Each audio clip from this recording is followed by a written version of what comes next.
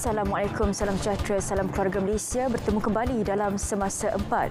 Pelbagai inisiatif telah dirancang kerajaan dalam persediaan berdepan bencana banjir yang diramalkan berlaku bermula Oktober ini. Menteri Tenaga dan Sumber Asli Datuk Seri Taqiyuddin Hassan berkata, antaranya pembinaan empangan negeri di Gua Musang yang dijangka dapat mengatasi masalah banjir.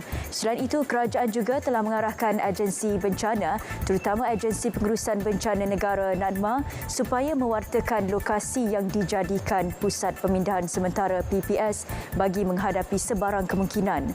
Sistem amaran awal banjir juga akan ditambah baik, terutama di kawasan yang sering dinaiki air dan berisiko tinggi.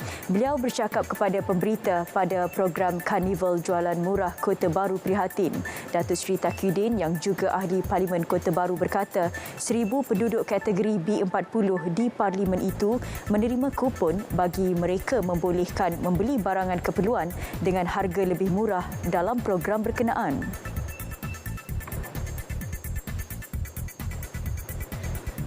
Jabatan Imigresen Malaysia mengesan etnik Rohingya warga Myanmar masuk ke negara ini dengan menggunakan ejen.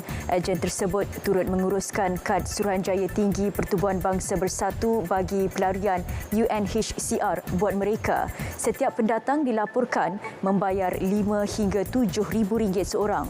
Kegiatan itu terbongkar susulan serbuan yang dijalankan Jabatan Imigresen Malaysia di sebuah tapak projek perumahan di Kubang Menerong dekat Tasik Glugor semalam. Ketua Pengarah Imigresen Datuk Seri Khairul Zaimi Daud berkata, perkara tersebut akan diteliti secara mendalam oleh jawatankuasa di Kementerian Dalam Negeri KDN untuk tindakan lanjut. Tambah beliau, warga asing tersebut memasuki Malaysia dari Thailand melalui sempadan Kedah dan Kelantan. Dalam serbuan, pihaknya menahan 25 daripada 36 warga asing. Kesemua mereka dipercayai tidak mempunyai dokumen perjalanan diri, tinggal lebih masa dan dokumen meragukan. Mereka dibawa ke depo tahanan untuk siasatan lanjut.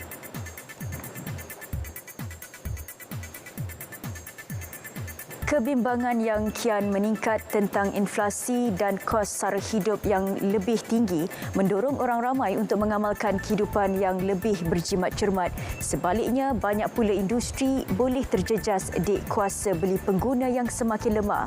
Persatuan Pemajuan Tanah dan Perumahan Malaysia REHDA berkata, lebih banyak lagi diperlukan untuk membantu industri perumahan dan pembinaan bagi memastikan isu-isu yang dihadapi pemain industri ditangani dengan berkesan. REHDA dalam kenyataan harapan bajet 2023 menggesa campur tangan kerajaan dalam mengurangkan kenaikan harga bahan binaan, antaranya dengan mengetepikan sementara atau mengurangkan duti ke atas bahan binaan tertentu sehingga harga kembali normal dan lebih terurus. REHDA turut mencadangkan pemansuhan cukai dan levi yang dikenakan ke atas bahan import. Kerajaan turut diharap menyemak semula dan mengurangkan caj yang tidak perlu seperti yang dikenakan syarikat utiliti dan pihak berkuasa ke atas tanah yang diperuntukkan untuk kemudahan sosial dan komuniti, jalan raya dan saliran serta ruang lapang.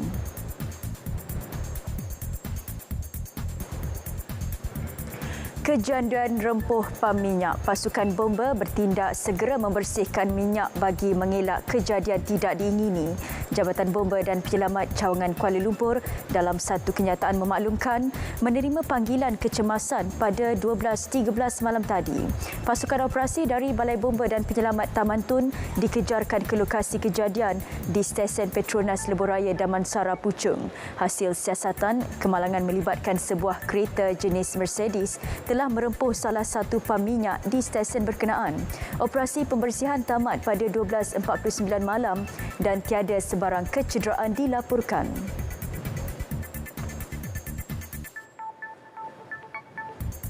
Sedara, sekian Semasa 4. Assalamualaikum dan salam keluarga Malaysia.